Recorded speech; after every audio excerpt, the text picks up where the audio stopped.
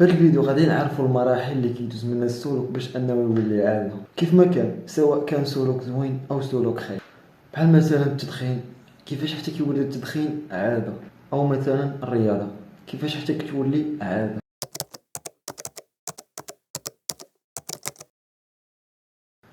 السلام، معكم حمزه. فيديو جديد. فكره المحتوى هي انني نقرا كتاب وداكشي اللي استفدت منه ونفعني نجي نبارطاجيه معكم باش حتى نتوما تستافدوا وعلاش لا حتى نتوما ينفعكم. والغرض من هذا الفيديو هو تعرف كيفاش الدماغ كيبني العادات وعلاش الدماغ كيبني العادات، وباش انت دير عادات مزيانين ولا غينفعوا. لان بسبب هذا الشيء قدرت انني نقرا حزب من القران كل نهار، وايضا كنقرا بعض الكتب.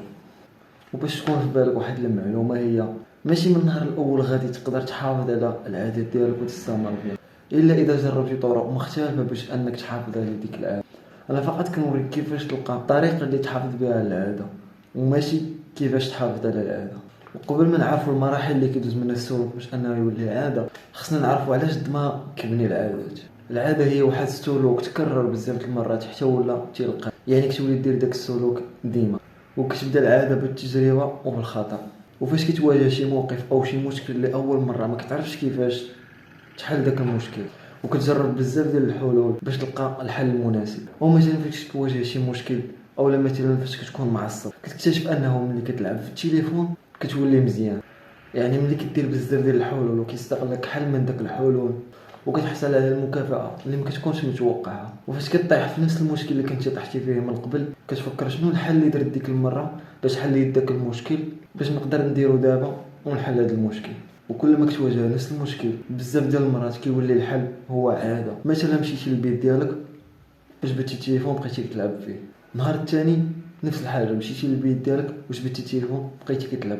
النهار الثالث كذلك جبدتي التليفون وبقيتي كتلعب، وبقيتي كدير بحال ما هكا حتى ولات عندك عاده بانك تمشي للبيت تجبد التليفون وتلعب فيه. واللي خلاك تستمر على هذا الشيء هو الدوبامين اللي كتاخذيه وانت كتلعب. العادات اللي مزيانه كتعطيك الحريه، اما الاشخاص اللي عندهم عاده ما مزياناش ما كتكونش عنده الحريه ديما. الا ما كانت عندك عاده مزيانه باش انك تحافظ على الفلوس ديالك، فراه ديما غتبقى تعاني من الناحيه الماليه. وإلا ما كانوش عندك عادات مزيانه للصحه، فراه ديما غتحس براسك ما قادر دير والو وما قادرش تحرك. ودابا غنعرفوا المراحل اللي كتدوز منها السلوك باش يولي عاده، واللي هما الاشاره، الرغبه، الاستجابه، المكافاه. وفي كل مرحله من هذه المراحل غنعطيك مثال باش تفهم اكثر. وجميع العادات كيدوزوا من نفس المراحل. اولا الاشاره. الاشاره هي اللي كتنبه الدماغ باش انه يدير سلوك معين. الاشاره هي معلومه كتنبأ بالمكافاه. مثلا كنتي في الدار وكتطل في الشرجم وبانوا ليك الدراري غادي يلعبوا كره، فراه هذه هي الاشاره. ثانيا الرغبه. الرغبه هي قوه تحفيزيه لكل عاده. بدون مستوى من التحفيز مستحيل دير ديك العاده. مثلا ملي شفتي الدراري غاديين يلعبوا كره حتى انت بغيتي تلعب كره، وهذه هي الرغبه. يعني عندك السبب علاش باغي تلعب، واللي هو مده ما لعبتي كره، او مثلا بغيتي تحرك شويه، او مثلا بغيتي تحافظ على الصحه ديالك وما الى ذلك. ثالثا الاستجابه. الاستجابه هي السلوك اللي كدير. يعني عندك الرغبه ديال واحد السلوك، وملي كدير داك السلوك هذه هي الاستجابه. مثلا ملي شفتي الدراري غادي يلعبوا كره حتى انت بغيتي تلعب كره، وحيت بغيتي تلعب كره مشيتي لبستي حوايجك باش تلعب وخرجتي ومشيتي، فراك استجبتي. الرغبه ديالك هي انك لبستي حوايجك وخرجتي. واخيرا من موراء الاستجابه كتجي المكافاه. والمكافاه هي المقصود النهائي ديال كل عاده كديرها. المكافاه هي انك تحس بالسعاده، او تحس بانك درتي شي حاجه اللي مزيان، او مثلا تحس بانك كتحافظ على الصحه ديالك، او تحس بالمتعه. واذا نقصتي مرحله من هذه المراحل كامل فراه مستحيل السلوك يولي عاده. الى حيدتي الاشاره فراه ما غتبداش العاده اصلا. او نقصتي من الرغبه فراه ما يكونش عندك واحد التحفيز الكافي باش انك دير داك السلوك. او صعبتي الاستجابه فراه ما غتقدرش تعود العاده مره اخرى. او ما حصلتيش على المكافاه الكافيه، فما غيبقاش عندك سبب باش دير ديك العاده مره اخرى. يعني قصتي فقط مرحله من دوك المراحل فراه مستحيل تعود العاده مره اخرى. خلاصه الفيديو هي العاده هي اللي كتسهل لنا الحياه وكتخلينا نحلوا المشاكل اللي كيتعاودوا كل مره بسهوله. كون ما كانوش العادات فراه فين ما غيجيك مشكل واخا يكون جاك قبل فراه ما غتقدرش تحليه. وفاش غتبغي تحل ليه غيدير لك الوقت بزاف. والمراحل اللي كيدوز منها السلوك باش تولي عاده هي: اولا الاشاره، والاشاره هي معلومه كيتنبأ بها الدماغ باش انه يدير سلوك معين. ثانيا الرغبه هي التحفيز اللي كيجيك باش انك دير ديك العاده. ثالثا والاستجابه هي الفعل اللي كدير باش تحصل على المكافاه. واخيرا المكافاه، والمكافاه هي المقصود من كل عاده اللي كيخلينا نبقاو نعوضوا ديك العاده، لانه كيعطينا قيمه او كيعطينا متعه او كيعطينا السعاده. يعني انت بغيتي تبني عاده، شنو خصك دير؟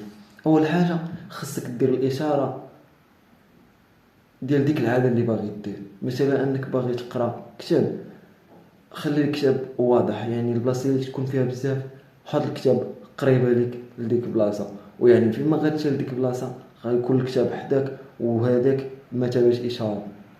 وثاني حاجه هي الرغبه. علاش باغي تقرا كتاب؟ حيت باغي نقرا، مثلا باغي نقرا كتاب، باغي نطور راسي، باغي نزيد نتعلم، هذا الرغبه، يعني غادي يحفزك باش انك تقرا.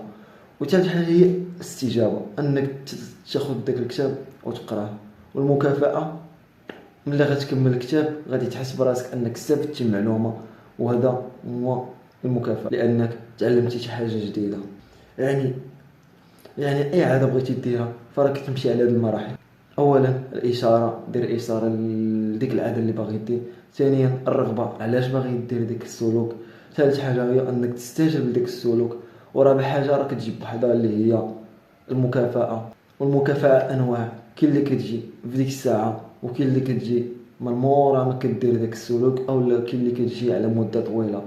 وهادشي علاش كيخلي العادات اللي ما مزيانش هما الاكثر، العادات اللي كترسخ في الدماغ ديال الانسان، لانها المكافاه كتحصل عليها ديك الساعه. مثلا التدخين، مثلا عاده التدخين، فراه ملي كتكمي ديك الساعه كتحس بالسعاده، وهادشي كيخليك انك تكمي كل مره. يعني السعاده كتكون لحظيه بالزربه دغيا كتجيك، وكتكون مؤقته.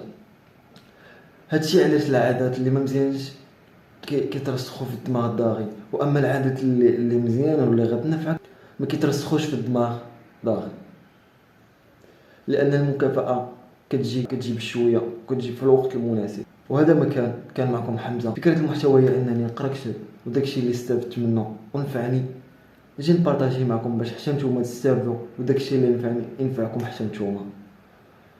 وإلا وصلتي هنا خلي لي اشتراك ولايك وتعليق كيف ما كان زوين ولا خايب،